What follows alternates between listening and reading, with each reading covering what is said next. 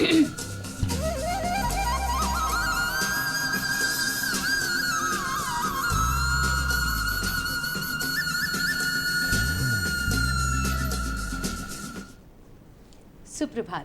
कार्यक्रम नमस्कार एमपी में आप सभी का स्वागत है।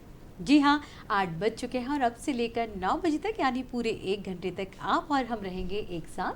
बहुत सारी ज्ञान की बातें होंगी, बहुत सारी जानकारियाँ हमारे विशेषज्ञ आप तक पहुँचाएंगे। हमारा सजीव फोन इन कार्यक्रम है, फ़ोन आपको करने होंगे, विशेषज्ञ जो है हमारे साथ रहेंगे। तो कार्यक्रम को आगे बढ़ाने से पहले सबसे पहले आप सभी से कहना चाहूँगी कि त्योहारों का मौसम है और सर्दी का मौसम भी शुरू हो गया है, इसलिए अपना ख्याल भी रखिए और अपनी सेहत का भी ख्याल रखिए। अगर बाहर जा रहे हैं तो सीट बेल्ट और हेलमेट का उपयोग भी ज़रूर करिए। और ये आइए कार्यक्रम को आगे बढ़ाते हैं और चलते हैं सबसे पहले आज के पंचांग की तरफ। तो आपको बताना चाहेंगे कि हमारी आज की तिथि है विक्रम संवत 2080 है। कार्तिक माह के कृष्ण पक्ष की नवमी तिथि है यानी 6 नवंबर 2023 और दिन है सोमवार का। यही प्रार्थना है कि आप सभी का दिन शुभ हो, मंगलमय हो और दिन आपका खुशी और हंसी से बीते। जी हाँ, और अब हम आगे बढ़ते हैं अपने विचार की तरफ। कहते हैं कि एक विचार हमारे पूरे दिन में मतलब हमारे विश्वास को बढ़ा देता है, हमें सकारात्मक कर देता है। तो चलिए चलते हैं हमारे विचार की तरफ। जी हाँ, हमारा आज का विचार है आशावाद वो विश्वास है जो उपलब्धि की ओर लेकर जाता है। बगैर आशा या आत्मविश्वास के कुछ भी नहीं किया जा सकता। जी हाँ, बिल्कुल सही बात है ये कि अगर हमारे अंदर विश्वास है तो हम दुनिया की हर चीज़ कर सकते हैं, जीवन में आगे बढ़ सकते हैं और जो चाहे उसे प्राप्त कर सकते हैं। लेकिन याद रखिए, विश्वास आत्मविश्वास में बहुत फ़र्क होता है और हमें दोनों को बनाए रखना है और आगे बढ़ते जाना है जीवन में निरंतर। और इससे पहले कि हम बताएं कि हमारे विशेषज्ञ कौन हैं और किस विषय पर हम आपको जानकारी देना चाहेंगे, सबसे पहले हम चाहते हैं कि आप हमारा फ़ोन नंबर एक बार नोट कर लीजिए। जी हाँ, हमारा सजीव फ़ोन इन कार्यक्रम है। हमारा फ़ोन नंबर है, STD कोड है 0755, आप स्क्रीन पर भी देख सकते हैं नीचे। और हमारा फ़ोन नंबर है 2660049। ये हमारा फ़ोन नंबर है। टोल फ्री नंबर भी आप हमारा नोट कर लीजिए। टोल फ्री नंबर है 1800। जी हाँ, 1800-233-0040। हमारे विशेषज्ञ होंगे और आपके फ़ोन कॉल्स होंगे, आप कॉल करेंगे, हमारे विशेषज्ञ आपको आंसर देंगे। और बढ़ते हैं कार्यक्रम में आज के इतिहास की तरफ। तो आज के इतिहास में हम आपको बताना चाहेंगे कि सन 1913 में दक्षिण अफ्रीका में भारतीय खनन मजदूरों की रैली का नेतृत्व करने के लिए महात्मा गांधी जी को गिरफ्तार किया गया था। वही बात अगर 1943 की है तो दूसरे विश्व युद्ध के दौरान जापान ने नेताजी सुभाष चंद्र बोस को अंडमान और निकोबार द्वीप समूह सौंपे थे। वहीं अगर 1962 की बात की जाए तो राष्ट्रीय रक्षा परिषद की स्थापना हुई थी और सन 2000 में ज्योति बसु ने लगातार 30 वर्षों तक पश्चिम बंगाल के मुख्यमंत्री रहने के बाद पद छोड़ा था।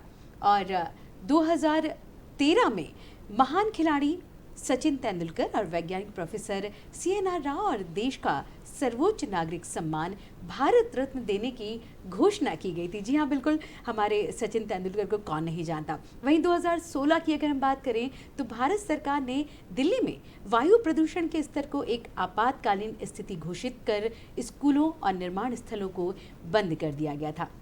तो ये था हमारा आज का इतिहास कि क्यों था आज का दिन खास और क्या हुआ था आज यानी 6 नवंबर को।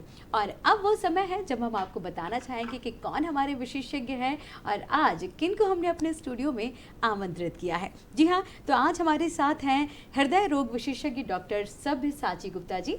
बहुत बहुत स्वागत है आपका हमारे इस कार्यक्रम में। और साथ ही हमारे स्टूडियो में मौजूद हैं प्रशिक्षण एवं संस्थान नियुक्ति अधिकारी श्री अजय श्रीवास्तव जी। बहुत बहुत स्वागत है अजय जी आपका भी हमारे इस स्टूडियो में। और दर्शकों, हम आपको बताना चाहेंगे, अजय जी से हम जानेंगे कि करियर निर्माण और रोजगार प्राप्ति में TPO का क्या योगदान है। TPO यानी ट्रेनिंग एंड प्लेसमेंट ऑफिसर, और वहीं हम डॉक्टर सब्यसाची गुप्ता जी से बात करेंगे कि त्योहारों का मौसम है भाई और सर्दियों का मौसम भी शुरू हो चुका है, तो कैसे हम अपने हृदय का ख्याल रख सकते हैं, अपने स्वास्थ्य का ख्याल रख सकते हैं। तो फ़ोन नंबर जैसे हमने आपको बताया था, एक बार आप पुनः नोट कर लीजिए। हमारा फ़ोन नंबर है 0755-266-0049, टोल फ्री नंबर है 1800-233 और 0040। जी हाँ, तो अब हम आपको बताना चाहेंगे कि देखिए, दीपावली के समय में दो चीज़ें एक साथ बदलती हैं। एक तो हमारी लाइफ स्टाइल और में बड़ा बदलाव आता है, और दूसरा मौसम में भी परिवर्तन आता है। देखते हैं आप, दीपावली के साथ ही जो है ठंड का दौर भी शुरू हो जाता है। ठंड ने वैसे दस्तक दे दी है, हल्की गुलाबी सर्दी जो है पड़ने लगी है, और छुट्टियों के समय होने के कारण फूड हैबिट्स के साथ और खाने और सोने का टाइम भी जो है वो परिवर्तित हो जाता है। हमारे शरीर को अचानक हुए इस बदलाव के साथ एडजस्ट करने में थोड़ी मुश्किल ज़रूर आती है। वहीं सर्दियों के समय हृदय रोगियों की देखभाल भी बहुत ज़्यादा बढ़ जाती है, ये अक्सर हम सभी लोग जानते हैं। और त्योहारों के मौसम में, सर्दियों के मौसम में, जैसा कि हमने आपको बताया कि कैसे हम अपने हृदय की देखभाल कर सकते हैं, स्वास्थ्य की देखभाल कर सकते हैं, उसके साथ डॉक्टर साहब हमारे यहाँ मौजूद हैं। तो सबसे पहले सर, हम आपसे जानना चाहेंगे कि जैसा कि हमने बताया कि इस तरह से तो सर्दियों में हार्ट अटैक की जो संभावनाएँ हैं वो क्यों बढ़ जाती हैं? जी, आपने बहुत अच्छा प्रश्न पूछा। जी, नॉर्मल में सर्दियों के समय में देखा गया है कि अर्ली मॉर्निंग के टाइम पे स्ट्रोक एवं हार्ट अटैक, स्ट्रोक मतलब लकवा का आघात होना और हृदय आघात होना, ये दोनों चीज़ें बढ़ जाती है। जो ठंड का मौसम होता है और सबसे ज़्यादा 5 बजे 6 बजे के टाइम पे ज़्यादा ठंड पड़ती है, उस समय हमारी जो खून की धमनियाँ होती है, जिसको आर्टरीज कहते हैं या आर्टेरियोल्स कहते हैं, वो सिकुड़ने लगती है। उसके सिकुड़ने से ब्लड प्रेशर में बढ़ोतरी होती है, जिसको कहते हैं early morning surge of blood pressure. और ये ब्लड प्रेशर बढ़ने की वजह से कोई भी तरीके का ये चीज़ हो सकता है, जैसे कि हार्ट अटैक हो सकता है या स्ट्रोक हो सकता है। ये मतलब मेन कारण ये होता है कि खून की नसों का सिकुड़ना, इसी वजह से ये दोनों चीज़ बढ़ जाती है। जो हम लोगों को पेशेंट्स मिलते हैं वो अधिकतर सुबह 5 बजे या 6 बजे के टाइम पे ही मिलते हैं, जिनको हार्ट अटैक होता है। तो अपन को प्रिवेंशन के लिए मतलब अच्छे से अपने आप को ढके रखें अपन, मतलब ताकि गर्मी बने रहे शरीर में, ये होना चाहिए। और कोशिश ये करना चाहिए कि मॉर्निंग के टाइम पे अपन अगर वॉकिंग में जा रहे हैं तो अच्छे गर्म कपड़े अपन पहने रहें। जी बिल्कुल। क्योंकि क्या है कि ठंड का एक्सपोजर जैसे ही होता है थोड़े से बुजुर्ग लोगों को या इनको, तो हार्ट अटैक के चांसेस या स्ट्रोक के चांसेस बढ़ जाते हैं। जी बिल्कुल, नहीं, बहुत सही बात बताई सर आपने। और अजय जी, हम आपसे जानना चाहेंगे कि जैसे जैसे हम आगे कदम रख रहे हैं, मतलब जॉब मार्केट में महत्वपूर्ण परिवर्तन भी होते जा रहे हैं, देखा है अक्सर आपने। वैश्विक महामारी के बाद रोजगार परिदृश्य में चुनौतियां और अवसर जो है दोनों सामने आए हैं, जिससे कर्मचारियों को मतलब वर्क फ्रॉम होम, कार्यालय दोनों ही जगह जो है आजकल जॉब की सारी चीज़ें चल रही हैं। रिमोट वर्क और हाइब्रिड वर्क मॉडल अधिक जो है प्रचलित हो गए हैं आजकल, जिससे कंपनियों के संचालन और प्रतिभा की जो भर्ती के तरीके हैं उनमें भी ऑलमोस्ट बदलाव आ रहा है। और ऐसे में छात्रों को जो आवश्यकता होती है वो उचित करियर मार्गदर्शन की होती है। तो टीपीओ यानी आपकी तो भूमिका बहुत ज़्यादा महत्वपूर्ण होती है। तो सबसे पहले हम यही जानना चाहेंगे कि टीपीओ यानी ट्रेनिंग प्लेसमेंट ऑफिसर का मुख्य जो कार्य है वो क्या होता है?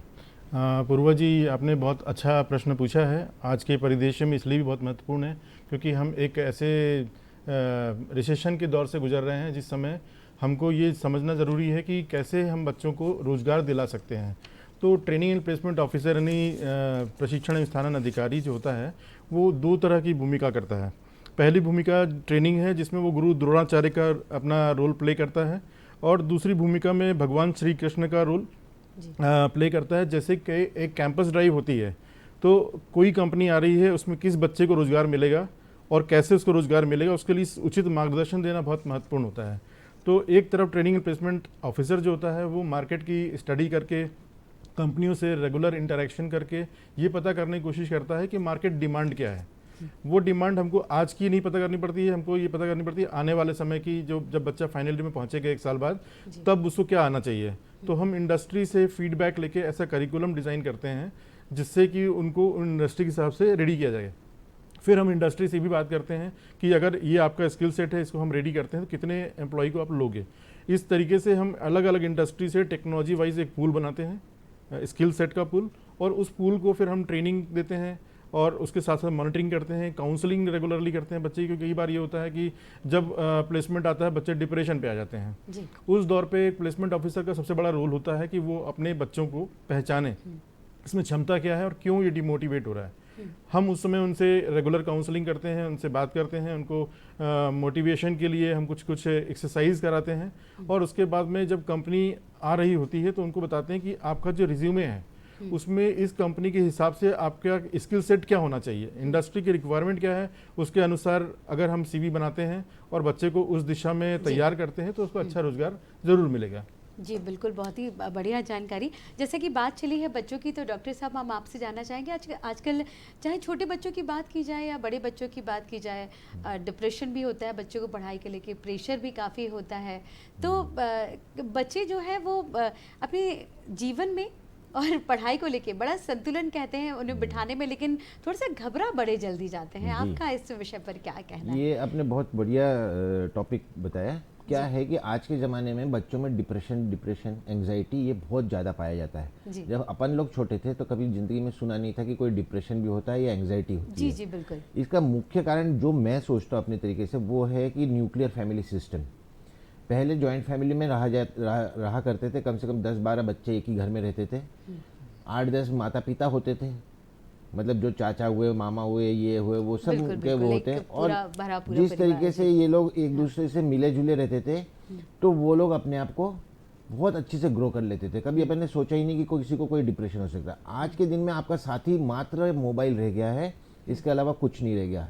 माता पिता से कम बात करते हैं, परिवार वालों से कम बात करते हैं, मोबाइल से ज़्यादा बात करते हैं। इस सोशल मीडिया में भ्रामक चीज़ें इतनी है कि वो एक सोशल मीडिया यूनिवर्सिटी है जो पूरे टाइम आपको ज्ञान देती रहती है, इलाज बताती रहती है। मतलब आप अगर सोचोगे तो अपने इंडिया में 140 करोड़ डॉक्टर है, बिल्कुल जी। सब ज्ञान देते रहते सुबह से लेकर शाम तक। और इनमें से जो भ्रामक ज्ञान है या बच्चा जिस चीज़ को पिकअप कर लेता है वो चीज़ उसके दिमाग में बैठती रहती है धीरे धीरे, और सोचते सोचते वो लोग डिप्रेशन में चले जाते हैं। धीरे धीरे अपन ये देख रहे हैं कि फिजिकल एक्टिविटी लोगों की कम होती जा रही है। हम जब छोटे थे तब एक जिम नहीं होता था पूरे भोपाल में, क्योंकि हम लोग रास्ते पे खेलते थे या फील्ड में खेलते थे।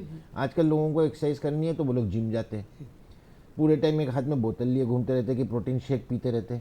तो ना संतुलित आहार रहा और ना ही इनका फिजिकल एक्सरसाइज रहा। जी। ये जो जिम भी जाते हैं तो वो एक ड्यूटी समझ जी के सर, जाते बिल्कुल हैं। हम अपनी इस बात को कंटिन्यू करेंगे। अभी हमारे एक कॉलर हैं अशोक जी जबलपुर से, वो हमारे साथ हैं।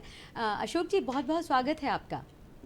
जी मैडम जी, हम डॉक्टर साहब से ये जानना चाहते हैं जी कि आजकल बहुत सारी सामग्री जो है, मिठाई है या अन्य कोई वस्तुएं हैं, जबलपुर हर जगह खुले में मिलती हैं, जी। तो इसको खा लेते हैं लालच के मारे लोग। तो इससे हार्ट पर कौन कौन से गलत प्रभाव पड़ते हैं, उसको रोकने के लिए क्या तरीके हैं? जी जी बहुत ही बढ़िया सवाल है जी सर। इनका कहना है कि जो रास्ते में मिठाइयाँ बिकती है, तो इस बारे में सबसे पहले तो मैं ये कहना चाहूँगा कि अपने यहाँ पे प्योरिटी की जो चीज़ है उसमें बहुत बड़ा प्रश्न चिन्ह है। जो दूध बन रहा है वो दूध कैसे बन रहा है, उसकी हाइजीन क्या है, क्योंकि दूध बनाया जा रहा है। पहले तो दूध गाय और भैंस देते थे, बिल्कुल। आजकल दूध बनाया जाता है। तो आप पढ़ते हैं रेगुलरली, कभी कोई साबुन डाल दे रहा है, कभी कोई चर्बी डाल दे रहा है, कभी कोई डाल दे रहा है। मिठाई तो दूर की बात हुई, वो बना किस दूध से, ये पहला। जी आज के दिन में अगर अपन लोगों को कोई भी बीमारियां हैं तो उसके लिए अपना खान पान सबसे ज़्यादा महत्वपूर्ण रोल निभा रहा है। 35 से 40 के उम्र में आजकल लोगों को मोतियाबिंद हो जा रहा है, जो पहले 65 से 70 साल में हुआ करता था। कमर की बीमारी, जोड़ों की बीमारी, ये सारी चीज़ें जल्दी हो रही, बस वो इसलिए हो रही है कि जितने भी गेहूँ चावल ये है, इनमें इंसेक्टिसाइड की मात्रा इतनी ज़्यादा है कि इंडिया कुछ ही वर्षों में वर्ल्ड कैपिटल बन गया है कैंसर का। सबसे बड़ी कॉज आजकल ये हो गया कैंसर का, क्योंकि ये जितने इंसेक्टिसाइड्स यूज़ किए जा रहे हैं ये सब कैंसर को आगे बढ़ाते हैं। जहाँ तक इनका सवाल था कि ये तो अपन जानते ही कि खुले का सामान ना लिया जाए, मच्छर मक्खी उसमें बैठते हैं, टाइफाइड फैलाते हैं। और अगर एक मक्खी का आप कभी भी दिनचर्या देखेंगे बाई चांस यूट्यूब में, तो आप देखेंगे कि किस तरीके से वो सबसे पहले वोमिट करता है, फिर उसको अंदर लेता है, फिर वो अपना हाथ हिलाता है, तो उसके मुंह में जितनी गंदगी है वो सबसे पहले वो मिठाई में डालता है। वो वोमिट को डालने के बाद वो मिठाई का उतना हिस्सा घुलता है, तो फिर उसको वो खाता है। तो आप सोचो कि उसके अंदर जितने जीवाणु है, उससे पहले वो कहीं गोबर में बैठा होगा या कहीं और बैठा होगा। आप तो जानते ही नहीं कि उसकी दिनचर्या क्या है। तो बगैर ढके हुए चीज़ तो कभी लेना ही नहीं, और कोशिश किया जाए, मैं वो नहीं कर रहा हूँ कि अगर हो तो अच्छी जगह से ले, यानी तो घर पे ही अपना चीज़ बनाए तो वो जी ज़्यादा जी, अच्छा और हम ये भी कर सकते हैं, अगर हम किसी मिठाई संस्थान या किसी संस्थान पे जाते हैं तो बिल्कुल। निश्चित तौर पे हम उनसे भी आग्रह कर सकते हैं कि आप अपनी खाद्य सामग्री जो है वो बिल्कुल। ढक कर रख सकते हैं। अजय जी, हम आपसे जानना चाहेंगे कि राष्ट्रीय संस्थान में जो टीपीओ किन रणनीतियों का पालन कर उत्कृष्ट परिणाम जो है वो ला कर देते हैं, उस पर भी हम आपसे चर्चा हाँ करना जी। चाहेंगे। जब बात राष्ट्रीय संस्थान की होती है तो हमारी जो भूमिका होती है बहुत वृहद स्तर पर होती है, क्योंकि हमको हमारे संस्थान को राष्ट्रीय स्तर पर प्रेजेंट करना है, दिखाना है कि हम क्यों राष्ट्रीय संस्थान हैं। वहाँ के बच्चों के एक्सपेक्टेशंस भी बहुत हाई होते हैं, उनको एक नॉर्मल जॉब नहीं चाहिए होता है, और ना हम चाहते हैं कि कोई नॉर्मल जॉब में हमारा बच्चा जाए, क्योंकि जब वो एक राष्ट्रीय प्रतियोगिता से चयनित होकर के आया है तो ये उसकी जिम्मेदारी है, उसका अधिकार है कि उसको एक अच्छा जॉब मिले। तो इसलिए हमको इसमें बहुत सारे काम करने होते हैं। सबसे पहले हमें देखना होता है जो कि फर्स्ट ईयर से स्टार्ट होता है, कि जब बच्चे के एडमिशन हुआ तो उससे इंटरेक्शन करके उसके स्किल सेट कि किस में उसका इंटरेस्ट है, किस काम को वो बहुत अच्छे से कर सकता है, उसी काम में हमको उसको डायरेक्ट करना होता है, उसी दिशा में हम उसको ट्रेनिंग देते हैं और हम उसको लगातार कंपटीशन में पार्टिसिपेट कराते हैं। रेगुलरली हमारे यहाँ पे जैसे हर सप्ताह हर फ्राइडे को एक कोडिंग कॉन्टेस्ट होता है, और राष्ट्रीय स्तर की जो प्रतियोगिताएं होती हैं उनमें भी मैक्सिमम पार्टिसिपेशंस कराते जी, हैं। जिस तरह से हम हमारे दर्शक जो है तस्वीर देख रहे हैं कि किस तरह से आप जो है बच्चों को परामर्श दे जी। रहे हैं इस तरह। जी जी, बताइए। तो हमारा रोल तो ये होता है कि हम हर रोज़ बच्चे से बात करते हैं, हाँ, हर रोज़ उसके डेवलपमेंट पे फोकस करते हैं, और उनके हिसाब से ही उनका टारगेट फर्स्ट ईयर में सेट हो जाता है कि इस बच्चे को 1 करोड़ का जॉब लगेगा या इस बच्चे को 5 करोड़ का जॉब लगेगा। जी। उस आधार पर हम उनकी ट्रेनिंग मॉड्यूल को तैयार करते हैं और उस पर पूरा मॉनिटर करके उसको हम फॉलो करते हैं। जी जी बिल्कुल, मतलब इस तरह से बच्चों को जो है आप उसमें प्रशिक्षण देते हैं, और जी, ताकि जी। उनको काफ़ी उत्कृष्ट परिणाम जो है वो हाँ, प्राप्त प्रथम कर वर्ष से ही सकते हैं। कंपटीशन में रहेगा तो उसको मालूम होगा कि इस तरह की प्रतियोगिताओं में हमारा परफॉर्मेंस कैसा आएगा। बिल्कुल। और ज़्यादातर यही होता है कि इस तरह के बच्चे इंटर्नशिप मॉडल में सेकेंड ईयर थर्ड ईयर में ही सेलेक्ट हो जाते हैं। उनको 6 मंथ्स की इंटर्नशिप मिलती है, जिसमें 1,50,000 60,000 2 लाख ऐसे स्टाइफंड मिलते हैं पर मंथ, जी और कंपनियां अच्छे बच्चों को डायरेक्ट जॉब ऑफर कर देती हैं। बिल्कुल, मतलब अजय जी ये सारा जब प्रोसेस होता है तो एक बच्चे पे मेंटली और हार्टली प्रेशर तो होना एक लाजमी सी बात है, क्योंकि बच्चे जो हैं, और इसके सही आंसर देने के लिए हमारे डॉक्टर साहब हमारे साथ हैं कि सर जैसे कि हम अटैक की बात कर रहे थे, आपने बच्चों बुजुर्गों का बताया, लेकिन आजकल साइलेंट अटैक जी। एक जो है वो बहुत ज़्यादा लोगों में आम हो चुका है, और कहते हैं कभी भी कहते हैं जीवन का कोई भरोसा नहीं रहता। और बच्चे भी देखिए जो ही हम डिप्रेशन और इसकी बात कर ही रहे थे आपसे, तो इसके बारे में भी हम आपसे चर्चा ये करना जो चाहेंगे। आपने जो पूछा बढ़िया, ये जो चीज़ है ये ज़्यादा सुनने में आया है कोविड के बाद से, कोविड कोरोना के बाद जी, से जी, जी। देखा गया है कि हर कुछ दिनों में एक यंग आदमी का सडन डेथ हो जाता है, जी और ये लोग सारे ही फिजिकली बड़े फिट लोग हैं, कोई भी ऐसे नहीं है कि जो बीमार थे और मर गए। तो ये लोग बड़े फिजिकली फिट थे और आधे से ज़्यादा लोग जिम में थे, एक्सरसाइज करते के दौरान उनकी मृत्यु हुई। तो ये एक स्टडी की गई तो देखा गया है कि ये कोविड वायरस जो था इसने खून को हाइपर कोएगुलेबल कर दिया, मतलब क्लॉटिंग की प्रोसेस को बढ़ा दी है। जी तो इस वजह से बार बार ये चेतावनी दी जाती है कि जो प्री कोविड में आप इतना जितना एक्सरसाइज करते थे उतना एक्सरसाइज पोस्ट कोविड में ना करें, जी क्योंकि खून का गाढ़ापन बढ़ रहा है। और अगर आप एक्सरसाइज कर रहे हैं तो पहले आप जितना पानी पीते थे जस्ट उसका दुगना पानी पीजिए, ताकि आपको डिहाइड्रेशन बिल्कुल ना हो। हाइड्रेशन आप मेंटेन करे रहेंगे, खून का तरल पदार्थ पतला रहेगा, तो आपके जो छोटे छोटे धमनियां हैं उनमें क्लॉटिंग नहीं होगी।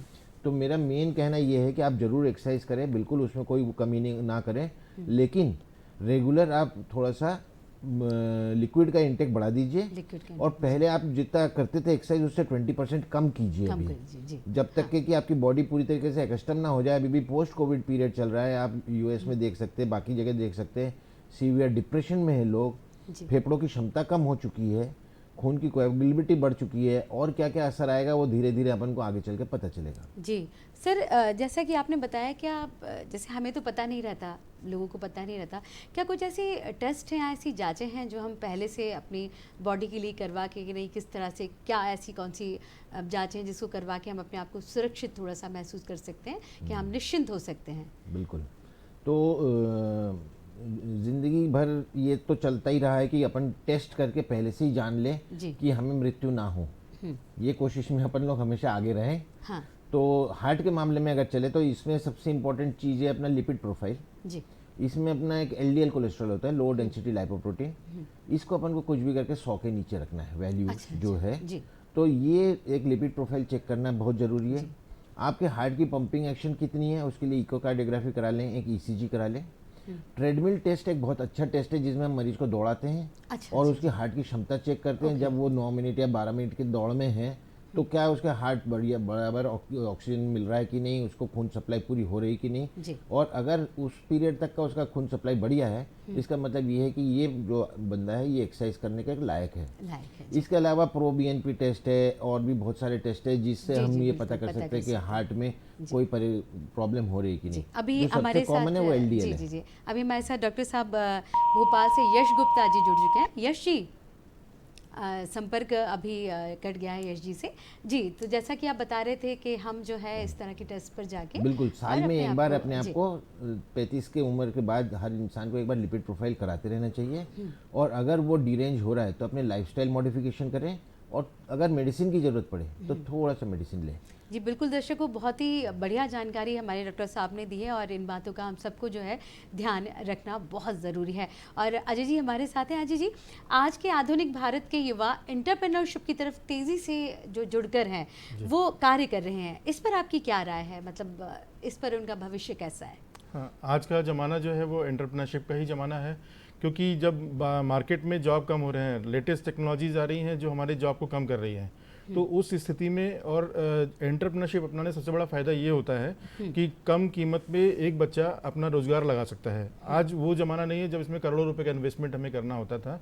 25,000 30,000 के लैपटॉप से भी इंडस्ट्री चल रही है और बच्चे लाखों कमा रहे हैं। जी, तो एंटरप्रेन्योरशिप अपनाने से सबसे बड़ा लाभ जो होता है कि एक बच्चा जब अपना रोजगार लगाता है तो 4 से 5 लोगों को और वो रोजगार देता है। तो हमारी जो एम्प्लॉयमेंट की प्रॉब्लम है काफ़ी हद तक सॉल्व होती है, नौकरियां बढ़ती हैं और सरकार की जो नीतियां इतनी अच्छी आ गई हैं अभी कि अगर कोई बच्चा रोजगार एंटरप्रेन्योरशिप अपनाता है तो उसको proper training, guidance, funding, technology training सब कुछ सरकार उपलब्ध कराती है। बिल्कुल, बिल्कुल। साथ साथ में उनको एम्प्लॉय के लिए सैलरी, इलेक्ट्रिसिटी का एक लिमिट तक पेमेंट और जो रिसोर्सेज हम यूज करते हैं उसके लिए भी रेंट सरकार दे रही है। हाँ, तो ये एक बहुत अच्छा सारी प्रयास चीज़ें है हैं, जिसमें अच्छा बच्चे बढ़ रहे प्रयास हैं। है। जी, बिल्कुल, बिल्कुल, और सही बात है, इससे बच्चों को आगे बढ़ने के लिए काफ़ी जो है वो हाँ, और बहुत हमारा सारी देश भी चीज़ें- बढ़ेगा, इकोनॉमी जी, हमारी जी, स्ट्रेंथ होगी, हाँ। क्योंकि जब बिजनेस इंडिया में लगेंगे तो रेवेन्यू हमारे पास आएगा, ना कि जी। विदेश में जाएगा।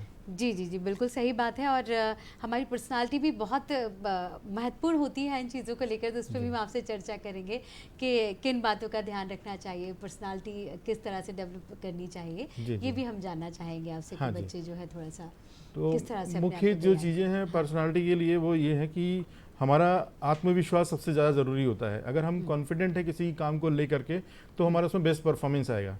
तो आज के दौर पे जो पर्सनालिटी है, किसी भी सेक्टर हम जाएं, चाहे वो एम्प्लॉयमेंट में जाएं, चाहे वो एंटरप्रेन्योरशिप में जाएं, वहाँ पे ये हमारा मेजर रोल प्ले करती है। उसमें सबसे पहला है हमारा जो कम्युनिकेशन होता है, हमारी बात करने की जो कला होती है वो इतनी इम्प्रेसिव होनी चाहिए कि हम लोगों को आकर्षित कर सकें, चाहे वो फिर बात जॉब की हो, चाहे हम अपना प्रोडक्ट सेल करने के लिए किसी कस्टमर के पास में जा रहे हैं। दूसरी चीज़ है आपका जो कहना चाहिए अटेंटिव होना, आपको मालूम होना चाहिए कि चल क्या रहा है आज, कौन से टेक्नोलॉजी चल रही है, कौन से प्रोडक्ट मार्केट में चल रहे हैं और हमारा प्रोडक्ट औरों से बेहतर कैसे है, ये हमें मालूम होना चाहिए। और तीसरी जो स्किल है वो है प्रेजेंटेशन स्किल। प्रेजेंटेशन में हम हमारी बात को किस तरीके से कम समय में बेस्ट तरीके से प्रोड्यूस कर सकते हैं सामने, वो अगर किसी बच्चे को आता है तो उसका जो रिस्पांस, उसका परफॉर्मेंस ज़्यादा अच्छा होगा। और सबसे लास्ट जो चीज़ है वो है हमारा कॉन्फिडेंस लेवल। कॉन्फिडेंस अच्छा है तो आप अपने हर क्षेत्र में अच्छा प्रदर्शन करेंगे। जी, बिल्कुल। तो जैसा कि आपने बताया जी कि किस तरह से जो हमारी मतलब बच्चे जब आगे जाते हैं तो पर्सनालिटी और सारी चीज़ें कितनी महत्वपूर्ण चीज़ें होती हैं जो सबको ध्यान रखना चाहिए। लेकिन अगर हम बात करें तो घुमा फिरा के डॉक्टर साहब वहीं आ जाता है कि अगर हम स्वस्थ रहेंगे तभी मन अच्छा रहेगा और तभी पर्सनालिटी अच्छी रहेगी, तभी हम अच्छा जाके कहीं परफॉर्म कर पाएंगे। तो आजकल मतलब त्योहारों का भी मौसम है, युवा भी हैं, बुजुर्ग भी हैं, दीपावली की बात तो हम आपसे करेंगे, लेकिन बदलती लाइफस्टाइल में जो खान पान है, चीज़ें हैं, इसमें अपने आप को बहुत फिट रख पाना और कहीं प्रेजेंटेशन देने के लिए जाना और उसमें 100% आपका जो है मतलब देना, तो बहुत बड़ी चीज़ हो जाती है। तो किस तरह से हम इसको बहुत अच्छे से निखार कर सकते हैं? जी, ये जो है ये सवाल दो टाइप के हो जाते हैं, जैसे एक फिजिकल हेल्थ होता है, एक मेंटल हेल्थ होता जी। है। इससे पहले अपन फिजिकल हेल्थ की बात कर रहे थे कि कैसे अपन अपने आप को स्वस्थ हाँ। रखें, लेकिन क्या है, मेंटल हेल्थ एक बहुत इंपॉर्टेंट हेल्थ है। बहुत इम्पोर्टेंट। जो परफॉर्मेंस है, जैसे हम लोग एक नीट का एग्ज़ाम देते हैं, ये मेडिकल में एंट्रेंस मिल जाए उसके लिए, जी। और कई बच्चों का सिलेक्शन नहीं होता है और कई बच्चों का सिलेक्शन होता है। जिनका सिलेक्शन नहीं होता वो ये एक कारण नहीं है कि वो इंटेलिजेंट नहीं है, जी। हो सकता है जिनका सिलेक्शन हुआ उनसे ज़्यादा इंटेलिजेंट है। हाँ। लेकिन अपन उस पूरे साल भर या 2 साल का जो मेहनत किया है उसको उस 2 घंटे में प्रेजेंट करना है। उस 2 घंटे में जी। उस 2 घंटे में आपकी मेंटल मेकअप क्या है उस पे अपन को ज़्यादा ध्यान देना चाहिए उस बच्चे का, ना कि उसने पढ़ाई कितनी कर ली है। जी। क्योंकि क्या है, वो 2 घंटे में 3 क्वेश्चन पहले उसको नहीं आए, मतलब उसका मोरल एकदम डाउन। पहले 3 क्वेश्चन में ही वो पता चलता है कि भैया मेरा तो अब नहीं होने वाला सिलेक्शन, जबकि हो सकता है कि उसके बाद के 97 क्वेश्चन उसको आते हो। जी। तो इस तरीके से अपन को उनको बहुत अच्छे से ट्रेन करना पड़ेगा कि कुछ भी हो जाए, आप दिमाग में ये बना के चलो कि आई एम अ विनर। बिल्कुल। कहीं पे भी जा रहे हो, आई एम अ विनर, ऐसा हो ही नहीं सकता कि मैं क्रैक नहीं कर सकता हूँ। जी।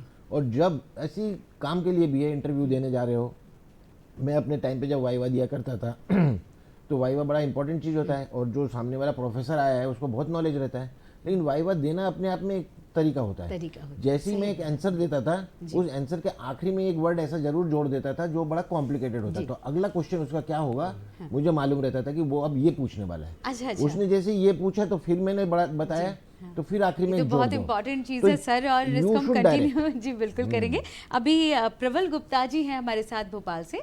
प्रबल जी, बहुत बहुत जी। स्वागत है आपका। धन्यवाद। जी जी बताइए प्रबल जी, क्या आप पूछना चाह रहे हैं आप? सर मेरा सवाल ये था कि जी। जैसे सब कहते हैं कि जिम जाना सेहत के लिए अच्छा होता है, लेकिन आजकल जिम जाने में जो हार्ट अटैक के केसेस बढ़ रहे हैं उसके लिए क्या कर सकता है कोई इंसान खुद के लिए? जी सर। इसी प्रोग्राम के शुरुआत में मैं यही बता रहा था कि जिम जाने में जो मेन चीज़ है, और जिम में ही सबसे ज़्यादा हार्ट अटैक के केसेस आजकल मिल रहे हैं। इतने बढ़िया अपने राजू श्रीवास्तव जी थे जो कॉमेडियन थे, वो भी चले जी, गए। जी। तो बेसिकली यही है कि एवरी 5 to 10 मिनट्स में आपको एक ब्रेक लेके खूब सारा पानी पीना है। पोस्ट कोविड में आपका ब्लड का हाइपर कोएगुलेबल लेवल स्टेज में रहता है, इस वजह से हार्ट अटैक की रीजंस बढ़ते चले जा रहे हैं। तो हाइड्रेशन जो पहले अपन मेंटेन करते थे कि आधा घंटे वर्कअप करके फिर करते थे, वो उसको आपको ब्रेकअप करके 10 मिनट्स में लाना है, खूब सारा पानी पीना है। That is the only way आप जिम के डेथ्स कम कर सकते हैं। जी प्रबल जी, हमें उम्मीद है कि आपको आपका जवाब जो है मिल गया है। और सही बात है, जैसे कि आप बात कर रहे थे कि मेंटल हेल्थ और सारी चीज़ों की, तो इसी को हम कंटिन्यू करना चाहेंगे सर कि किस तरह से जो है कि युवा भी ये देख रहे हैं, आपने बताया कि जिम में भी जाते हैं, तो जी। किस तरह से अपना ध्यान रख सकते हैं? इसके लिए जो है कि एक बहुत अच्छा चीज़ है कि थोड़ा सा आपको आध्यात्म की तरफ जाना पड़ेगा। जी। ये घर पे प्रचलन होना चाहिए कि आप अपने बच्चों को आध्यात्म की तरफ थोड़ा सा झुकाव करें। बिल्कुल। जैसे अगर अपन आज के दिन में बोलते हैं कि इन बच्चों को धर्म से कोई लेना देना नहीं है, अध्यात्म से कोई लेना देना नहीं है, तो उसके लिए जवाबदार माता पिता है और कोई बिल्कुल, नहीं है। सही कहा। हमारे माता पिता हमें रोज़ रामायण महाभारत ये सब पढ़ के सुनाया करते थे, हमने कब सुनाया अपने बच्चों को?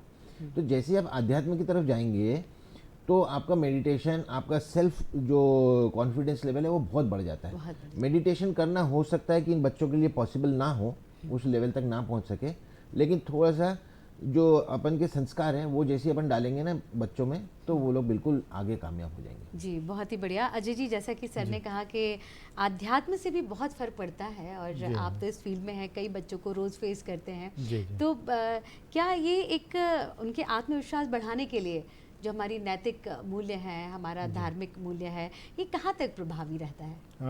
पूर्वा जी, ये तो बहुत जी। बड़ा रोल प्ले करता है आध्यात्म और मेडिटेशन। हाँ, ये हमारी संस्कृति, हमारी हमारी परंपराएं, संस्कृति जी। को जानना भी बहुत ज़रूरी है, हमारी परंपराओं को जानना ज़रूरी है, और मेडिटेशन करना इसलिए ज़रूरी है क्योंकि मेडिटेशन ही वो पावर है, जी। वो सुपर पावर है जो हमारे आत्मविश्वास को बढ़ाती है। तो मैं तो हमारे हर बच्चों को बोलता हूँ, और हमारे अधिकांश बच्चे मेडिटेशन करते हैं, और मेडिटेशन करने से हमारे विचार भी खुलते हैं, हम हमारी सोच को बढ़ा सकते हैं। तो मैं तो मानता हूँ कि आज हर एक युवा को मेडिटेशन ज़रूर करना चाहिए। जी। अगर वो करता है मेडिटेशन तो उसको खुद ही उसके जो अच्छे परिणाम हैं तुरंत सामने दिखने लग जाएंगे। कॉन्फिडेंस लेवल बढ़ता है उससे, अगर हम मेडिटेशन रेगुलर करते हैं। कुछ नहीं तो कम से कम 20 मिनट हर रोज़ हर बच्चे को एक मेडिटेशन करना चाहिए, और जिनको लगता है कि इसका कोई लाभ नहीं है वो 1 वीक करके देखें, उनको तुरंत उसके अच्छे परिणाम सामने दिखने लग जाएंगे। जी बिल्कुल, ये बहुत बड़ी बात कही आपने कि करके देखिए, उसके बाद हमको पता चलता है कि कौन सी चीज़ कितनी हमारे लिए प्रभावशील है। जैसे कि हम बात कर रहे थे बच्चों की, तो स्टार्टअप इनोवेशन अभी जो है भारत का भविष्य मतलब इसमें जी। कैसा है और किस तरह से ये कार्य कर रहा जी, है? एक्चुअली स्टार्टअप पॉलिसीज़ बहुत पहले से आई हुई हैं, लेकिन हमारे पिछले 10 वर्षों पे इस पे शासकीय स्तर पे बहुत काम हुआ है। सरकारों ने बहुत सारे विभाग इसके बना दिए हैं जो स्टार्टअप के लिए रेगुलर एक्टिविटीज़ कराते हैं, पार्टिसिपेट कराते हैं, गाइडेंस देते हैं, कौन से क्षेत्र में आपको काम करना है, आपका बिजनेस आइडिया है अच्छा है या बुरा, उसके लिए वो गाइडेंस देते हैं और उस बिजनेस आइडिया को मैच्योर करने तक में पूरा गाइडेंस मिलता है। इस वजह से बच्चे स्टार्टअप अपने आज बहुत इस्टेब्लिश कर रहे हैं और यही बहुत बड़ा कारण मैं आपको बता दूं, सबसे बड़ा परिवर्तन क्या आया है। आज हमारे देश में हम लोग पहले कंपनियों की तरफ देखते थे, 1 करोड़ का पैकेज कौन देगा, मल्टीनेशनल कंपनी, लेकिन अब ये सिनेरियो चेंज हो गया है। बड़े बड़े स्टार्टअप 1-1 करोड़ का पैकेज ऑफर नहीं नहीं, सही बात है। और लोग आगे बढ़ रहे हैं, बच्चे आगे बढ़ रहे हैं, बहुत सारी चीज़ें हैं जो है नई चीज़ें लाते हैं। डॉक्टर साहब, जैसा कि हमने बात करी, दर्शकों को बताया कि त्योहारों का मौसम आप देख रहे हैं चल रहा है, दीपावली भी नज़दीक है और घर में साफ सफाई भी चल रही है। कई लोगों को एलर्जी की प्रॉब्लम भी बहुत होती है। आप देखिए घर में पेंट हो रहा होता है, डस्टिंग हो रही होती है, ये समय भी अपने आप को, और सर्दियों को जैसा कि हमने कहा कि आगाज़ हो ही चुका है, तो किस तरह से लोग जो है इन चीज़ों से बच के अपने आप का ध्यान रख सकते हैं? अगर अपन भारत का आंकड़ा लें तो 20% पॉपुलेशन को एलर्जी की प्रॉब्लम है। जी ये एलर्जी तरह तरह से प्रेजेंट कर सकता है। आंखों की एलर्जी होती है तो एलर्जिक कंजंक्टिवाइटिस कहते हैं, नाक की होती है तो एलर्जिक राइनाइटिस कहते हैं, यही थोड़ा सा नीचे फेफड़े की तरफ चला जाए तो उसको दमा कहते हैं। तो इस पीरियड में जब कोविड था तो अपन लोग मास्क का इस्तेमाल करते थे, तो उस समय हमने देखा कि एलर्जी में काफ़ी कमी आई है। जी जी जी। आज के दिन में जो प्रदूषण है, आपने आज के जो महत्वपूर्ण दिन का आपने बता रहे थे, तो उसमें ये भी लिखा था कि दिल्ली में आज ही के दिन में वो सारे संस्थानों को बंद किया गया था क्योंकि प्रदूषण को आपातकाल घोषित कर दिया गया था। सही बात है। तो आप सोचे कि प्रदूषण जो है वो one of the biggest cause हो गया है बीमारियों का। जी तो धुआं, धूल, ये सारी जो चीज़ें हैं, इस वजह से जैसे ही वो नाक के अंदर जाता है, अपना बॉडी ओवर रिएक्ट करता है उसको और अपना नाक बहने लगता है, छींक आने लगती है, इसको कहते हैं एलर्जिक राइनाइटिस। जी जी जी। ये सब चीज़ों से बचने के लिए कोशिश ये किया जाए कि कुछ भी करके अपन धूल से बचे, और कभी भी घर की सफाई कर रहे हैं, क्योंकि अब दिवाली आ रही है तो लोग सफाई कर रहे होंगे, तो मास्क पहने, चश्मा पहने, बिल्कुल। ताकि जितने अपने एंट्री पॉइंट से, जैसे कि नाक है, अपना मुंह है, अपना आँख है, अपना एंट्री पॉइंट से किसी भी एलर्जन का, उसको अपन ब्लॉक करके रखें, तो अपन इससे एलर्जी से बच सकते हैं। और अगर अपन को लगे कि इसके बावजूद हमें सांस की दिक्कत हो रही है तो तुरंत अपन को डॉक्टर से सलाह लेनी। जी, और सर अगर जिनको अस्थमा की कोई प्रॉब्लम होती है, अस्थमा के तो केसेस बहुत बढ़ गए। ठंड के टाइम पे सबसे ज्यादा अस्थमा के केसेस बढ़ते हैं। हाँ, तो इसमें मास्क वगैरह का उपयोग करें, लेकिन मास्क के साथ बड़ा ही पॉइंट है इम्पोर्टेंट कि मास्क का उपयोग ही नहीं आता लोगों को। अच्छा। आप मैक्सिमम टाइम देखेंगे कि इंटरव्यू भी दे रहे हैं तो मास्क को खींच के यहाँ रखे हुए हैं। जी जी जी, प्रॉपर उसका जितना इस जगह पे आपका टॉक्सिन मतलब बैक्टीरिया है जी, उतना तो एयर में नहीं है। फिर आपने जैसे ही वापस खींचा तो वो अब उतना जो अंदर की तरफ है ना, वो आप बार बार लेते जा रहे हो। तो हम लोग का तो पूरा स्टाइल रहता है कि हम लोग जो मास्क यूज करते हैं, ये उठाया और ये फेंका, क्योंकि you can not use the mask repeatedly. जहां आपने नीचे किया, ऊपर किया, ये किया, तो उसका वो आपके लिए और ज़्यादा नुकसानदायी हो जाता है। दर्शकों की बहुत ही महत्वपूर्ण बात है जो सर ने हमको बताई कि किस तरह से हमको मास्क वेयर करना चाहिए, क्योंकि अभी भी अधिकतर लोग प्रदूषण के लिए, धूल के लिए, और निश्चित तौर पर बहुत ही फायदेमंद होता है और हम उसका उपयोग कर रहे हैं, लेकिन उसको प्रॉपर जो है उसको करना चाहिए हमको उपयोग। मास्क को अपनी जगह पे रखे रहिए, उसको बार बार छेड़िए नहीं, मतलब ऊपर नीचे ना करिए। आज कोविड के दौर ने हमको जी ये बहुत अच्छी शिक्षा दी है कि किस तरह से मास्क जो है वो हमारे लिए उपयोगी। इन्फेक्टिव डिजीजेस भी अपने कम हो गए, क्योंकि आजकल क्या पानी भी लोग बहुत स्वच्छ पीते हैं जी। देखा जाए अपन लोग ने पानी पे भी बहुत ज़्यादा वर्क करना शुरू कर दिया। इंडियंस ने एल्कलाइन वाटर पी रहे हैं या जो भी मिनरल वाटर बोल रहे हो वो पी रहे हैं। मतलब ऐसा नहीं हो रहा कि जो हम लोग पहले गर्मियों के टाइम में देखते थे कि उल्टी दस्त का एकदम पीक आ गया, आजकल वो नहीं मिलता है। बिल्कुल। सेहत की बात चल रही है अजय जी, तो एक जहन में मेरे प्रश्न आ रहा है कि अगर कोई बच्चे हैं और सपोज़ आज उनका इंटरव्यू है या आज उनका प्लेसमेंट है या कुछ, और कभी ऐसा हो जाता है कि सडनली हम रात में बीमार हो जाते हैं या हमारा कॉन्फिडेंस लेवल हो जाता है या आत्मविश्वास के कारण या कोई ऐसी प्रॉब्लम आ जाए, डायरिया हो जाए, घबराहट हो जाए, ऐसे समय में क्या एक प्लेसमेंट ऑफिसर्स या वहाँ जो लोग मौजूद रहते हैं, या हम उस बच्चे के लिए क्या हेल्प कर सकते हैं, या क्या हम उसको आगे के चांस के लिए हम उसका अवसर दे सकते हैं, क्या ऐसी कौन सी चीज़ें हैं ताकि बच्चा इस बात को लेके घबराए नहीं? जी, ऐसी स्थिति में सबसे पहले तो यही हम लोग करते हैं कि उस स्टूडेंट से बात करते हैं इसकी प्रॉब्लम क्या है और तुरंत उसको फर्स्ट एड के लिए डॉक्टर के पास लेके जाते हैं। डॉक्टर से कंसल्टेशन लेके जो मेडिकेशन है वो तो इम्पॉर्टेंट है ही।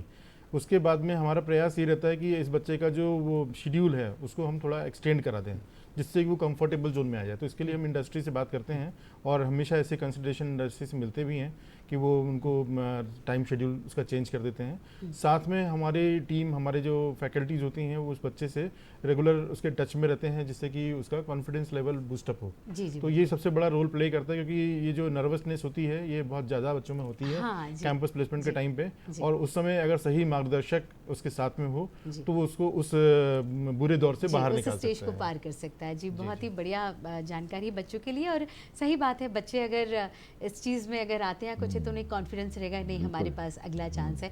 जैसे घबराहट की बात चली है डॉक्टर साहब, तो जब कहते हैं अटैक आता है या किस तरह से या कोई भी चीज़ होती है या घबराहट है, तो घबराहट, नर्वसनेस, कुछ सिम्टम्स भी ऐसे होते हैं कि हार्ट से रिलेटेड भी होते हैं या कुछ इस तरह से, वो भी हम चाहेंगे कि आप बताएं कि किस तरह से मतलब आम आदमी उस चीज़ को पहचान सकता है। जी, हार्ट अटैक के जो मेजर सिम्टम रहते हैं वो ज़रूरी नहीं है कि आपको बहुत ही तेज दर्द हो। तो छाती में भारीपन, छाती में जकड़न, एक घुटन और दर्द जो है वो उल्टे साइड की छाती से रेडिएट होते हुए लेफ्ट हैंड में जा सकता है, लेफ्ट जॉ में जा सकता है, नाभि के ऊपर तक कहीं पे भी रह सकता है। नाभि के नीचे हार्ट का पेन कभी रेडिएट नहीं होता है। इवन कई बार अपन ने देखा है कि पेन इतना हो रहा है कि वो डेंटिस्ट के पास पहुंच जाते हैं जी, सोचते मेरे दांत में प्रॉब्लम है, लेकिन देखा जाता है कि वो बेसिकली हार्ट का एंजाइना था जिसका पेन बार बार वहाँ पे रेडिएट हो रहा था। जी, पसीना एक बड़ा इंपॉर्टेंट सिम्टम है। इवन ठंड में आप देखेंगे कि चेहरे पे पसीना आ गया है तो वो भी एक हार्ट का सिम्टम है। वोमिटिंग कुछ लोगों के लिए है। और हार्ट अटैक में जो डेथ होता है वो सडन डेथ होता है उसी समय, वो होता है एरिथमिया की वजह से। एरिथमिया मतलब दिल की धड़कन जो नॉर्मल चल रही है वो अचानक तेज चलने लगती है या बंद होती है। तो इस जगह पे अपने जो मैं पहले प्रोग्राम कर चुका हूँ CPR, तो उसका बड़ा रोल रहता है कि छाती में एक बहुत तेज मुक्का मारा जाए और थोड़ी देर के लिए उसको पंप किया जाए तो वापस हार्ट तुरंत काम करने लग जाता है। अच्छा, और वो गोल्डन पीरियड रहता है विद इन मिनट्स। वो जहाँ आपने कर दिया जी, तो वो पेशेंट वापस अपनी लाइफ जी सकता है। जी। सर कभी कभी जैसे कहते हैं कि वही सिम्टम्स जब कहते हैं गैस के लिए भी जी, किए बिल्कुल। जाते हैं, कई लोगों में रहता है कि ये अटैक के हैं या घर में बोलने लगते हैं नहीं नहीं यहाँ दर्द हो रहा है तो गैस की प्रॉब्लम या बस gastric यही एक problem बहुत हो बड़ी सकती प्रॉब्लम है हमारे पास जी। हॉस्पिटल में। जितने भी पेशेंट आते हैं कोई ये बोल के नहीं आता कि मेरे को हार्ट अटैक हुआ है। सब ये बोलते हैं कि गैस की थोड़ी सी तकलीफ हो गई है। ECG देख के जब हम बोलते हैं कि आपको हार्ट अटैक है तो वो सोचते हैं डॉक्टर हमें बेवकूफ़ बना रहा है। जी, हार्ट अटैक तो है नहीं, मेरे को कैसे हार्ट अटैक हो सकता है। और जो एसिडिटी है उसका दूसरा नाम है हार्ट बर्न। तो हार्ट बर्न इसलिए कहते हैं कि उसका जो एसिड का रिफ्लक्स होता है वो ठीक उसी जगह पे दर्द या जलन जकड़न कराता है जिस जगह पे हार्ट अटैक का वो होता है। जी, जी, जी, तो ऐसे टाइम पे आपको ज़रूर ECG करवा लेना चाहिए।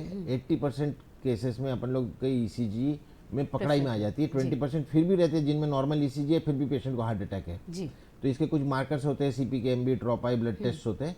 आपको अपने डॉक्टर पे विश्वास रख के ज़रूर देख लेना चाहिए। हो सकता है कि आपको हार्ट अटैक ना हो, लेकिन कम से कम 6 घंटे अगर आपने अस्पताल में बिताया तो कम से कम आपने एक इतनी इंपॉर्टेंट लाइफ तो बचा ली अपनी खुद की। सही बात है, सही बात है। सही है दर्शकों को, जिस तरह से डॉक्टर के परामर्श हमारे स्वास्थ्य के लिए बहुत ज़्यादा ज़रूरी रहता है, इसी तरह से हम कहेंगे अजय जी के करियर में भी करियर काउंसलर का जो परामर्श है बहुत आवश्यक होता है, क्योंकि एक सेहत के लिए इम्पोर्टेंट है तो एक बच्चे के भविष्य के लिए Career के इम्पोर्टेंट लिए। है। तो वहीं आपसे जानना चाहेंगे कि करियर मार्गदर्शन या काउंसलिंग एक विद्यार्थी के जीवन में क्या महत्व रखती है? करियर मार्गदर्शन ही वो चीज़ है जो विद्यार्थी का भविष्य निर्धारित करती है। जी, एक करियर मार्गदर्शन में काउंसलर विद्यार्थी की मनः स्थिति समझकर, उसकी इच्छा शक्ति समझकर उसके हिसाब से उसको दिशा देता है। तो अगर करियर मार्गदर्शन मिलता है तो हम किसी भी विद्यार्थी का बेस्ट निकाल पाते हैं और राष्ट्र को एक बेस्ट एम्प्लॉय दे पाते हैं।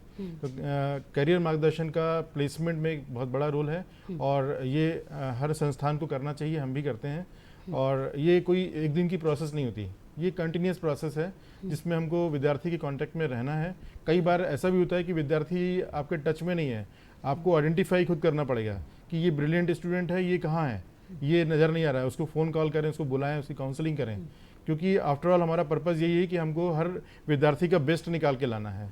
अगर हम 100% प्लेसमेंट की बात करते हैं तो 100% प्लेसमेंट में हर एक बच्चा आता है। इसलिए हम लोग यही करते हैं कि लगातार संपर्क बना के रखते हैं और जहाँ भी कोई ऐसा विद्यार्थी दिखता है जो हमारे कांटेक्ट में नहीं है तो उसको तुरंत संपर्क किया जाता है और उसको जी। फिर बूस्टअप किया जाता है। कई बार होता है कि वो डिमोटिवेट सा फील कर रहा है, उसके रिस्पॉन्सेज अच्छे नहीं आ रहे हैं, तो उसको फिर बैठा के लंबा डिस्कशन किया जाता है बिल्कुल जिससे बिल्कुल वो सही नॉर्मल हो बात जाए। है, सही बात है। जी। आपका जो इंस्टीट्यूट है वो कितनी महत्वपूर्ण भूमिका इस चीज़ में निभा रहा है, या क्या क्या हम बच्चों को प्रोवाइड कर रहे हैं, क्या फैसिलिटीज एक राष्ट्रीय स्तर का इंस्टीट्यूट जी। होने की वजह से हमको हर एस्पेक्ट पे देखना होता है, हर विद्यार्थी का स्किल सेट, हर विद्यार्थी की महत्वाकांक्षाएं, उसकी तैयारी और उसके लिए जो ज़रूरत है वो सारी ज़रूरतों का हमें ध्यान रखना बिल्कुल। पड़ता है। हमारे दर्शक भी जो हैं अभी देख रहे हैं हमारे स्क्रीन पे कि किस तरह से आप प्रशिक्षण दे रहे हैं आपका जी। इंस्टीट्यूट। जी हाँ, तो हम एक एक बच्चे को बुला करके उनसे लगातार संपर्क में रहते हैं और उनसे पूछते हैं कि आपने क्या तय किया है, आप किस टेक्नोलॉजी जाना चाहते हैं, और हमारा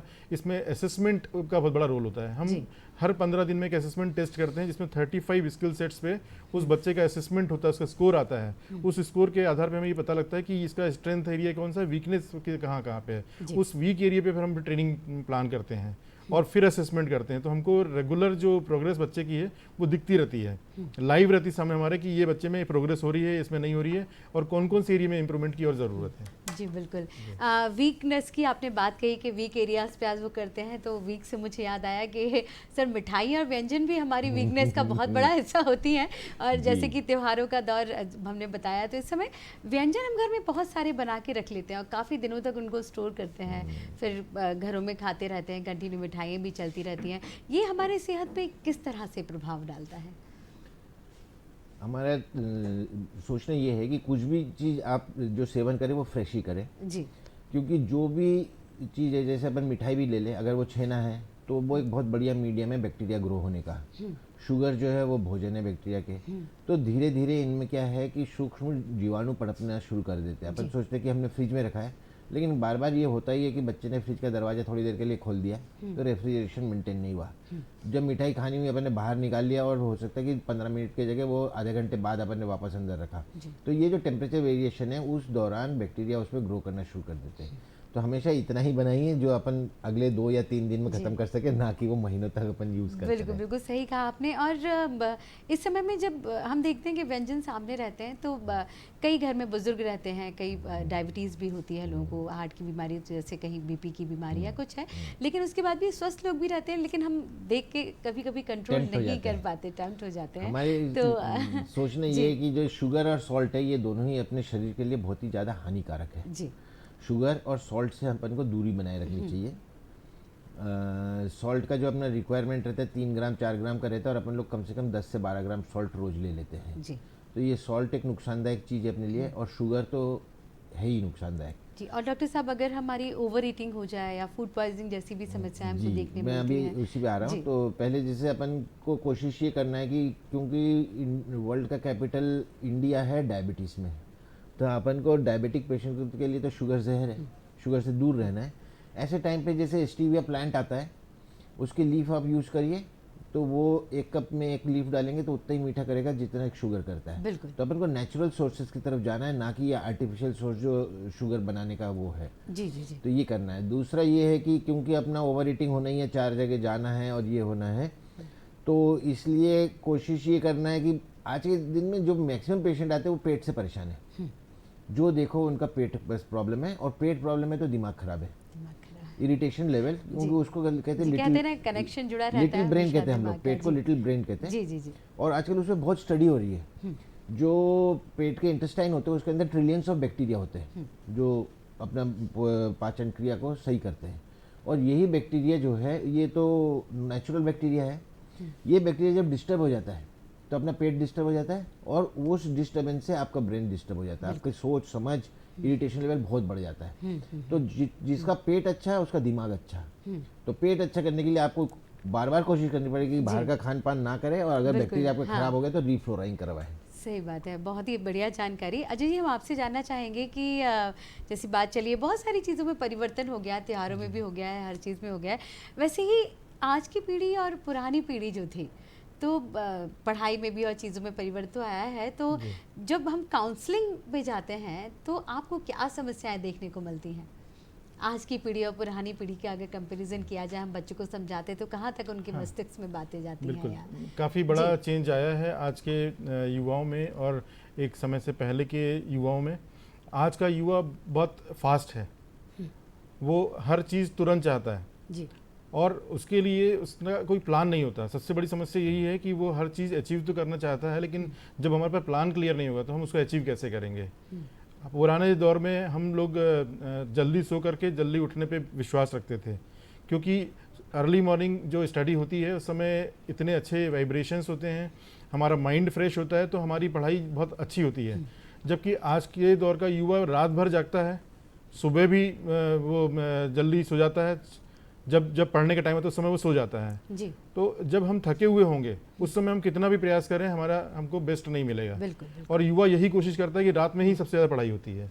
उसको इस आदत को जितनी जल्दी हो सके चेंज करना चाहिए। और जी। फिर मैं ये कहूँगा कि एक्सपेरिमेंट करके देखें, आप कुछ दिन रात में पढ़ें, कुछ दिन सुबह पढ़ें, तो बिल्कुल। आपको अपने आप अंतर समझ में आएगा कि सुबह की पढ़ाई कितनी महत्वपूर्ण होती है और सुबह का वातावरण हमारे स्वास्थ्य के लिए, हमारे दिमाग के लिए, हमारी पढ़ाई के लिए कितना उपयोगी है।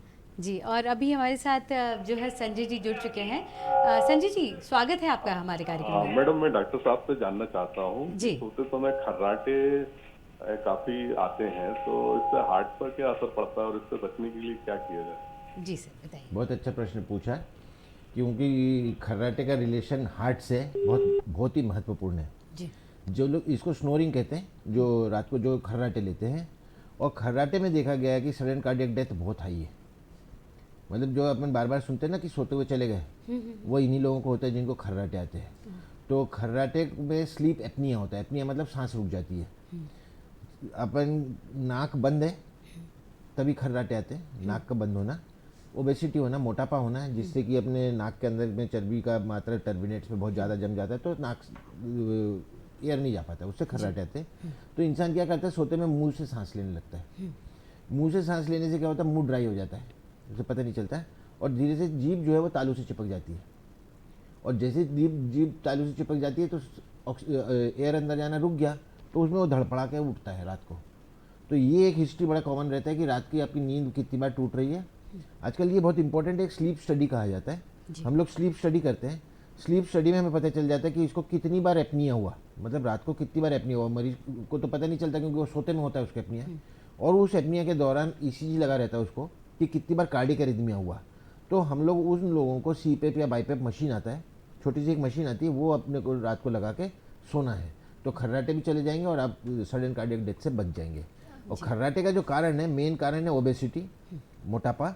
मोटापे कंट्रोल करने के बाद भी अगर खर्राटे आ रहे तो ईएनटी स्पेशलिस्ट से मिलिए। हो सकता है कि अपने को एलर्जिक राइनाइटिस और टर्मिनेट हाइपरट्रॉफी हो, तो एक छोटी सी माइक्रो सर्जरी होगी जिससे कि आपका एयर एंट्री बहुत अच्छा हो जाएगा और आपके खर्राटे चले जाएंगे। जी। और कुछ जैसे कुछ ऐसा घरेलू उपाय या ऐसा कोई योग या किसी में हम जिसमें जा सकते हैं जो इस चीज़ को थोड़ा देखो, सा जल रोक नेति सकते बहुत हैं? अच्छी चीज़ है अगर जी। आप कर सके तो। जी एक चीज़ पुराने ज़माने में अपन देखते थे कि हमारे दादी माँ नानी माँ घी डाल देते थे, बिल्कुल, जी। तो वो भी क्या है, एक बहुत बड़ा अच्छा लुब्रिकेंट का काम करता है, अच्छा जी। तो उससे हो जाता है। जी विदेशी लोग आजकल गोल्डन मिल्क पीते हैं। असली में जो मम्मी डैडी हमें हल्दी वाला दूध पिलाते थे, उसको आजकल वो लोग गोल्डन मिल्क बन के मान के पी रहे हैं। तो हल्दी का दूध का सेवन करना, अदरक थोड़ा सा लेना, भूज के चूसना, और नाक में थोड़ा सा घी डालना, ये सारी चीज़ें आपको ईएनटी प्रॉब्लम से काफ़ी बचा सकती है। बहुत ही बढ़िया। और संजय जी को अपना जो है जवाब मिल गया होगा। अजय जी, जैसे बात कर रहे थे, आपने बताया, तो कहीं ना कहीं अगर हम आधुनिकता की बात करें या नए गैजेट्स की बात करें, मोबाइल की बात करें, तो क्या ये भी बच्चों के एक दिल और दिमाग पे बहुत गहरा प्रभाव डालता है, उनकी सेहत को लेके भी, पढ़ाई को लेके भी, करियर को लेके भी? तो आपका क्या कहना है इस विषय में? सूचना की मेरा जो इसमें क्रांति है भी। बिल्कुल स्पष्ट सोचना है कि ये जो गैजेट्स हैं इनका उपयोग है, लेकिन सीमित उपयोग है। हम मोबाइल दिन भर रख के बैठते हैं हमारे पास में, उसके रेडिएशंस इतने तेज होते हैं जो हमारी को अनहेल्दी करते हैं। और ये कहना कि उसके बिना लाइफ नहीं है, ये पूरी तरह गलत है। आप व्हाट्सएप फेसबुक का उपयोग करते हैं जो 5-10 मिनट से ज़्यादा नहीं होना चाहिए कभी भी। और जो लैपटॉप का भी यूज़ होता है तो कोडिंग के लिए आप यूज़ करते हैं, अब 24 घंटे तो कोई कोडिंग करता नहीं है। तो ये जो गैजेट्स ही हैं जो हमारे युवाओं को बूढ़ा बना रहे हैं। बिल्कुल। अगर वो इन सब चीज़ों का उपयोग करेंगे तो यही वजह, जैसे डॉक्टर साहब ने भी बताया कि कम एज में लोगों को हार्ट अटैक आ रहा है और तरह तरह की बीमारियां आ रही हैं, डायबिटीज़ हो रही है। तो टेक्नोलॉजी हमेशा अच्छी होती है, लेकिन उसका उपयोग सीमित होना चाहिए। वो टेक्नोलॉजी और जो गैजेट्स हैं वो हमारे उपयोग के लिए हैं, हमको उसको कंट्रोल करना है, लेकिन उल्टा हो रहा है, वो हमें कंट्रोल करने लग गए हैं। बिल्कुल सही तो कहा। ज़रूरत इस बात की है कि हम उसका सीमित उपयोग करें। जी सर आपसे भी इसी पे प्रकाश मतलब डालना यही कह रहा हूँ कि चाहोगे? आज के जी दिन में अगर हाथ में मोबाइल ना हो तो आदमी को घबराहट होने लगती है, बेचैनी जी होने लगती है जी कि जी क्या हो गया। जी तो इतने ज़्यादा अपन लोग डिपेंडेंट हो गए हैं इस गैजेट पे कि डे बाय डे आजकल के ज़माने में आप देखो कि पापा ऑफिस से लौटा और बच्चा 1 साल का है तो उसका सबसे पहला टारगेट किस चीज़ पे है कि जेब से मोबाइल निकाल लो। जी चिल्ला चिल्ला के रो रहा है, उसके हाथ में मोबाइल दे दो वो चुप हो जाता है। हाँ चुप हो तो जाता है। बनी गया है कि ये टारगेट, और उसके जो रेडिएशंस है हाँ वो इतने हार्मफुल है बच्चों के लिए जी। कि सोच नहीं सकते। और सबसे पहले आजकल क्या करते हैं, बच्चे के हाथ में माँ पापा मोबाइल मोबाइल दे पकड़ा देते हैं, बिल्कुल बिल्कुल। और वो भी स्मार्ट मोबाइल। हाँ बहुत अच्छा विषय है, इसको हम करेंगे कंटिन्यू। अभी हमारे साथ एक कॉलर हैं विनोद शर्मा जी। विनोद जी बहुत बहुत स्वागत है आपका। हेलो जी जी विनोद जी पूछिए।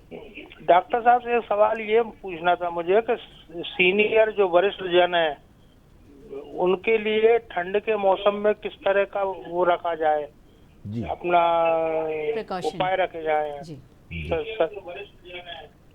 जो उनके ठंड के समय में मेन प्रिकॉशन है, मैं पहले भी बता चुका हूँ कि क्योंकि वैसे कंस्ट्रिक्शन होता है जिसको अपन कहते हैं कि नसें सिकुड़ने लग जाती है ठंड में, ठंड के मारे, तो इन लोगों को अपन को गर्म रखना है।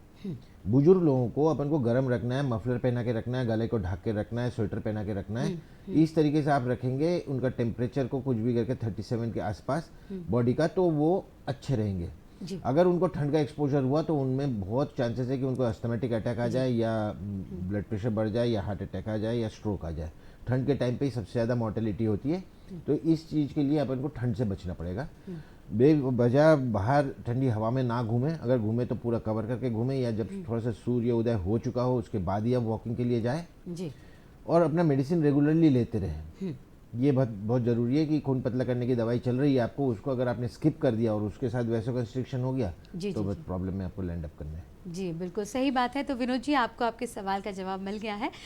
जैसे कि हम जानना चाहेंगे, हमने बात कर रहे थे डॉक्टर साहब त्योहारों की, क्योंकि हमारे पास भी अब समय कम है। बिल्कुल, बिल्कुल। और अभी दिवाली या पटाखों का शोर भी जो है वो होता है। और जब घर में बुजुर्ग हैं, बहुत तेज़ शोर हमको सुनाई देता है, प्रदूषण तो होता ही होता है। साथ में कहीं ऐसा ना हो कि पटाखों के शोर के साथ हमारे दिल की आवाज़ कोई ना सुन पाए और उस समय कुछ भगवान ना करे इस तरह की कोई अनहोनी हो जाए, तो हमको क्या प्रिकॉशन लेने चाहिए या उस समय किस तरह से ध्यान रखना चाहिए? गवर्नमेंट ने अभी स्ट्रिक्ट रूल्स कर दिए हैं कि इतने डेसिबल के ऊपर के पटाखे आने नहीं चाहिए, जैसे जी। कि वो चाइना के पटाखे बैन कर दिए गए जो बहुत तेज आवाज़ करते थे। तो ये जो आवाज़ वाले पटाखे हैं इससे थोड़ा सा हमें दूरी बना लेनी चाहिए, जी क्योंकि क्या है कि ये साउंड पोल्यूशन बहुत ज़्यादा करता है और आपको तो पता ही नहीं कि आप डेफनेस की लेवल कितनी है।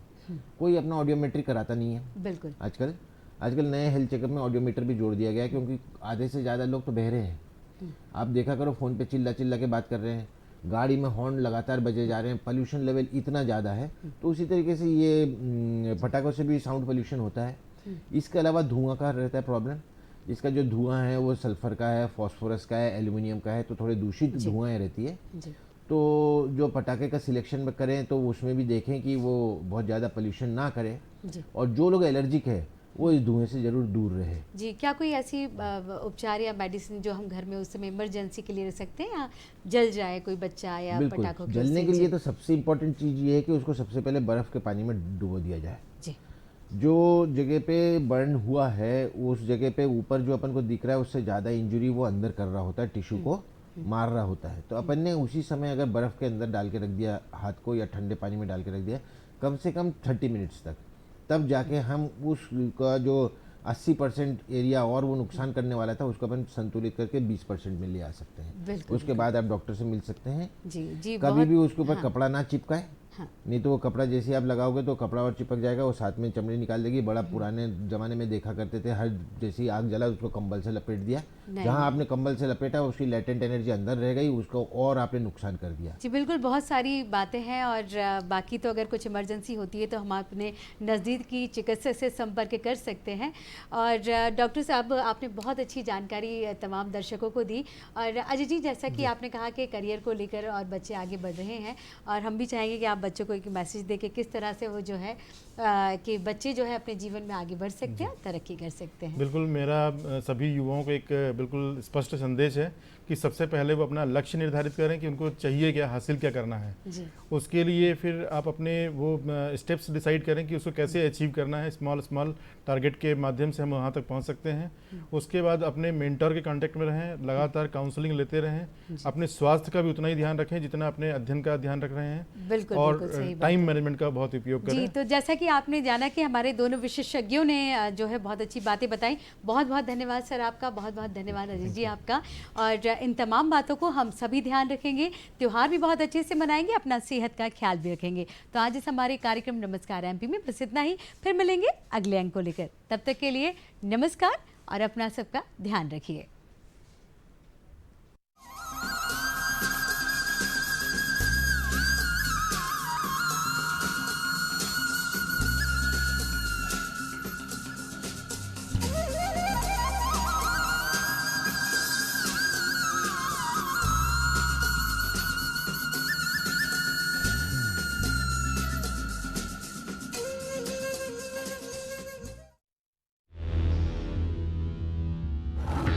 The call of the wild.